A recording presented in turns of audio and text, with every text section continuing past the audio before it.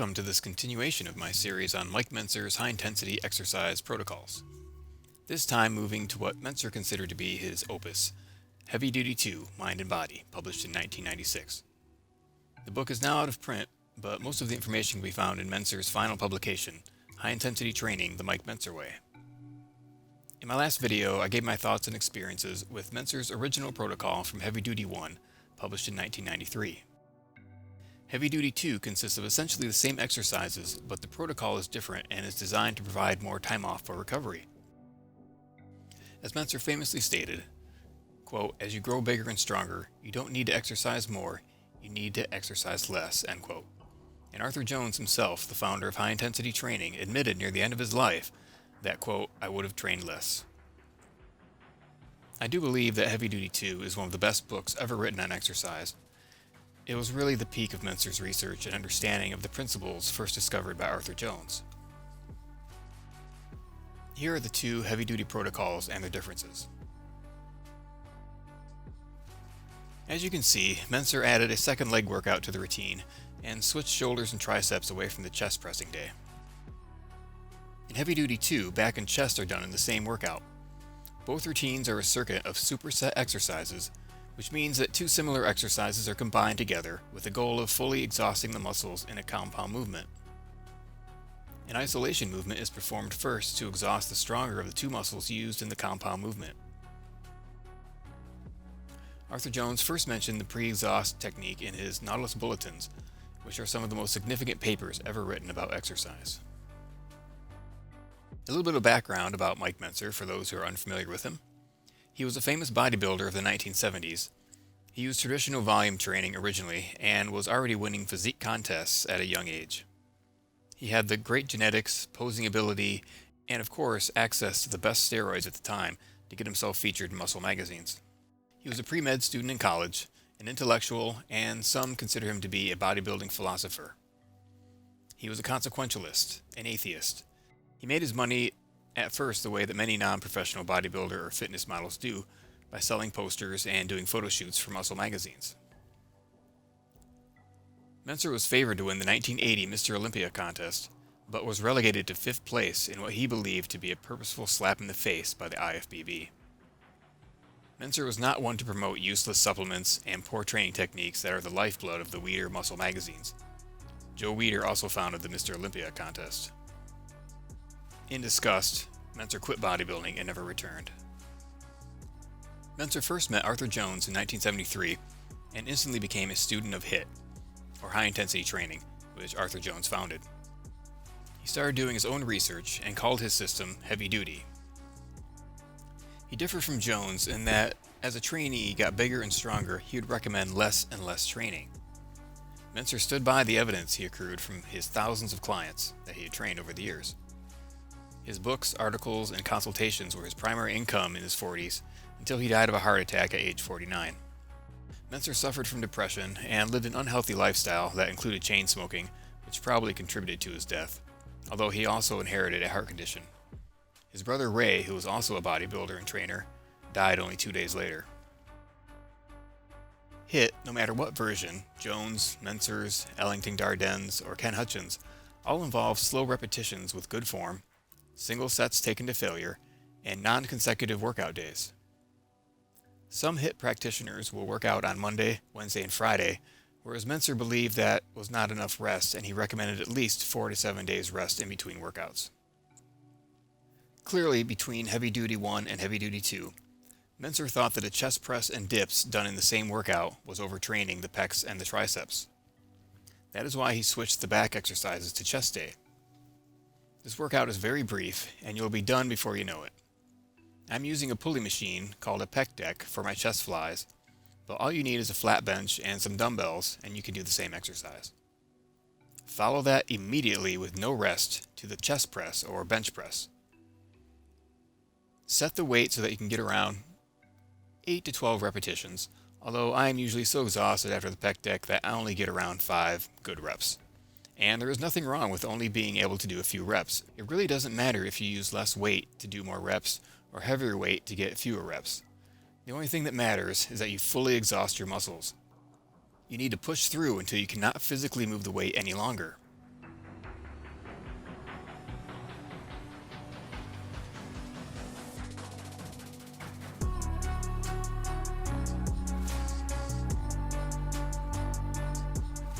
I got some flack for adding in a drop set to my last video because Mentzer was against drop sets, so I have since then eliminated them. What I try to do now is to do a static hold at the end of my set, and sometimes add in what's called a rest pause. After you cannot do another rep, rest for 10 seconds and try to get 1 or 2 more reps with the same weight.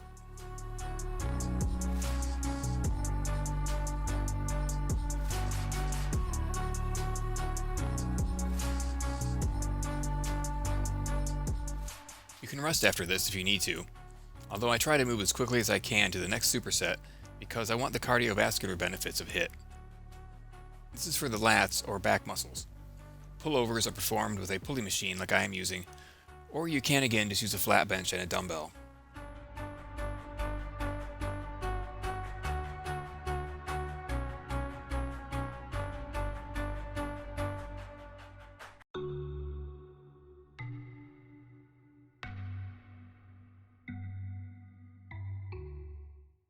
Go immediately to the pull-down machine, or you can do a chin-up on a bar or dumbbell rows on your flat bench, one arm at a time.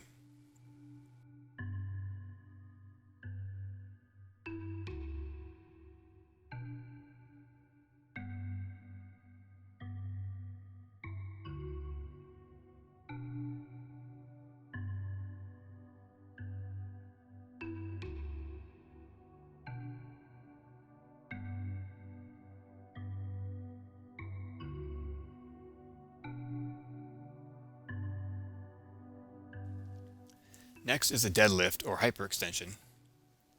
Because I have nerve damage in my right foot, I don't tend to do deadlifts very often. So a hyperextension works the lower back very effectively for me. Deadlifts can be performed with a pulley machine or a standard barbell. Mentzer recommended using these large 45-pound plates so that the bar is off the ground and you don't have to bend over so far. As for the hyperextension, I talked to Drew Bay, the high-intensity trainer, and he gave me some recommendations. He said that instead of my horizontal machine, which just happened to be the cheapest, that's why I bought it, he recommended one that's on a 45-degree angle. This way blood will not rush to your head like it does for me on this machine. I would recommend a mirror or video camera also so that you can check your form. I've had the best results from this exercise by doing a static hold in a straight position. I hold for 10 seconds and then lower, and then go back as slow as I can. I always aim for 10 seconds, but it usually ends up being around 6 or 7, which is plenty.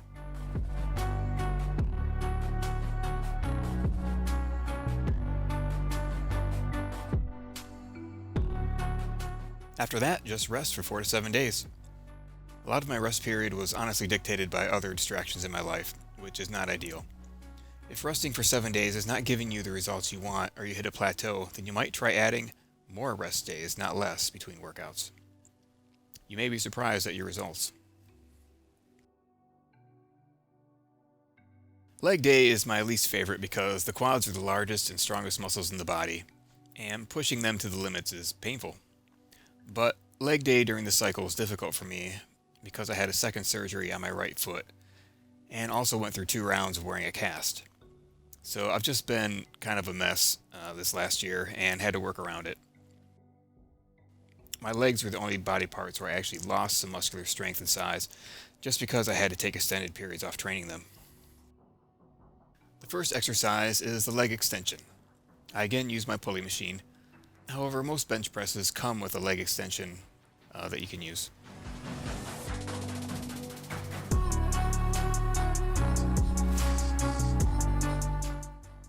Follow that immediately by the leg press or squat. Mentzer recommended doing a leg press on the first leg day and then switching that with a standard squat on the second leg day. I had to skip the leg extension many times and didn't even want to do a squat or leg press, which puts pressure on the bottom of the foot, right where my pain was. So for part of the year I used a technique I learned from Jerome Armstrong, which is a bodyweight squat. It works really well. I found that it doesn't build muscle quite as well as weights, but it can get the job done in a pinch. And if you don't own a squat bar or leg press, it's a really fantastic and useful exercise. Descend slowly for the count of 10, hold for 5 seconds in the squatted position, then begin moving up again for 10 seconds. Don't stop at the top of the movement, immediately start to descend again. Keep going until you cannot physically move your body anymore. Armstrong mentioned holding for 1 to 2 seconds at the bottom in his video, but I extended it to 4 to 5 seconds to increase the intensity. I'll link his video in the description, and also a good video by Arian Meyer about doing a squat with exercise bands, and Ellington Darden's 30-10-30 protocol. You'll notice that I also use exercise bands to give a little more progressive resistance to my weights. If you don't feel fully exhausted or had to stop due to pain, then take a 10-second rest pause and try for another rep or two. You can see that Mentzer has eliminated the leg curl for hamstrings because they are worked in other exercises. I never liked the leg curl personally. You'll also notice that I am not doing calf raises. This exercise, more than any other, puts pressure directly on the ball of the foot, the area where I've had my pain, so I had to skip it, unfortunately. Next is the abs. I do have an ab station on my Body Solid machine, so I usually start with that and then, without rest, perform some crunches on the floor. This is how my trainer at the Super Slow Zone advised me to do them. Get yourself an exercise ball and hold it between your legs. Slowly move into the crunch position and grab the ball with your hands. Slowly move back in the negative movement, and then without pausing, start to move back into the crunch. Really try to feel it in your abdominals so that you know you're indeed working them, and then hand the ball off to your feet again. You can, of course, do this without the yoga ball, but it makes it easier. I also sometimes pause in the crunch position with a static hold. If I did not do the machine crunches and just the floor crunches, then I will finish off with leg lifts or knee raises, performing them super slow and holding in the static position. These work really well. This dip, pull-up, and leg lift station is well worth the money. If you don't own any machines, then you can just do crunches on the floor and they work fine. Day 3 is shoulders and arms. Mentzer originally had shoulders, arms, and chests on the same day, so he clearly changed this so that the arms and chest don't get overworked. In Heavy Duty 1, you would just do chest flies, plus a bench press, and then also dips and press downs. Now in this new formulation, you do the dips on a different day than the bench, giving those muscles more time to recover. Everything Mentzer suggested had a logical purpose behind it. Similarly to Heavy Duty 1, shoulders get a superset of lateral raises done with dumbbells or a machine, followed by laterals, which I do on a reverse pec deck machine. I prefer to do the lateral raises with the machine rather than dumbbells because it's easier for me to perform a forced positive by pushing the cable. I can't reach my other arm if I were holding a dumbbell. This is one exercise I've been able to go up in weight, in the second part especially of the superset. If you don't have access to a reverse pec deck, then you can just do bent over dumbbell laterals.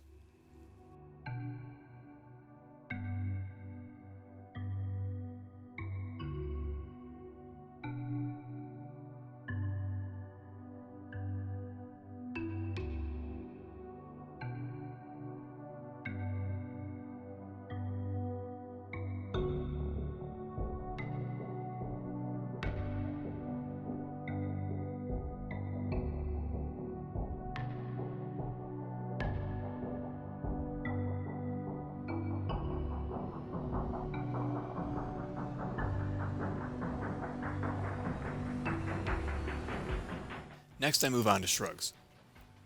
This is my own change from Mentzer's protocol, and I had to make it based on my health condition. I don't do the deadlifts as recommended on day 1 workout. I do hyperextensions instead, which do not work the traps the way a deadlift would. So I added them into day 3. I do them seated so as not to injure or stress the feet. I found static holds to be very effective with shrugs. I have definitely gained strength and size in my traps since utilizing this Heavy Duty 2 workout.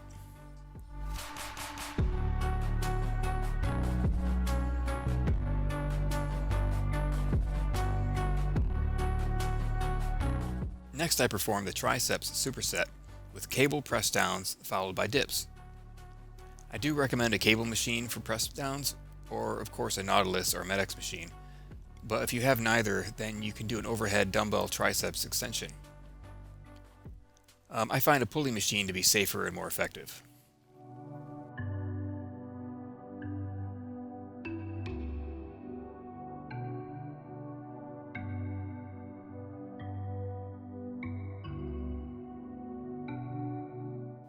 without rest, move immediately to the dip station and perform them super slowly until failure.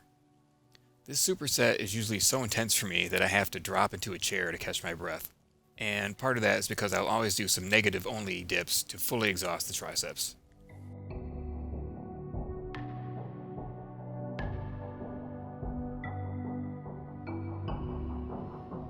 Now is where I differ from Mentzer a bit. I added in my own biceps superset. Mentzer said that you can do up to 3 supersets per workout session, but no more than that. I already did the Pulldowns in day 1, so I decided to change up my bicep routine for day 3 and perform chin-ups, followed immediately by barbell curls. This may be a way for me to just get the most out of my gear. I bought this preacher curl bench, and I don't want it to just sit around collecting dust. One thing I do need to change here is the bar. Mentzer recommended a straight curl bar, not this easy curl bar. He argued that the easy bar does not allow maximum contraction of the bicep because the wrist is not fully turned over. I've just been too lazy to replace it, and I do kind of like how the easy bar feels on my wrists.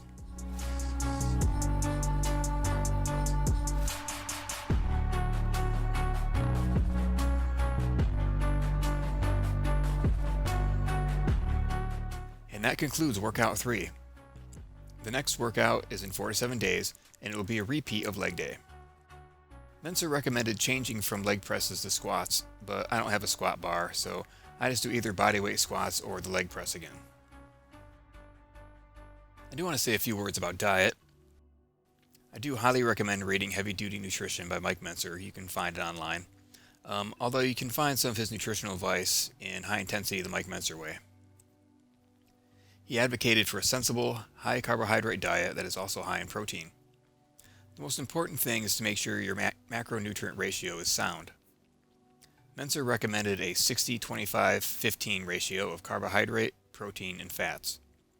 He also recommended eating a big leafy green salad every day, something I try to follow as well.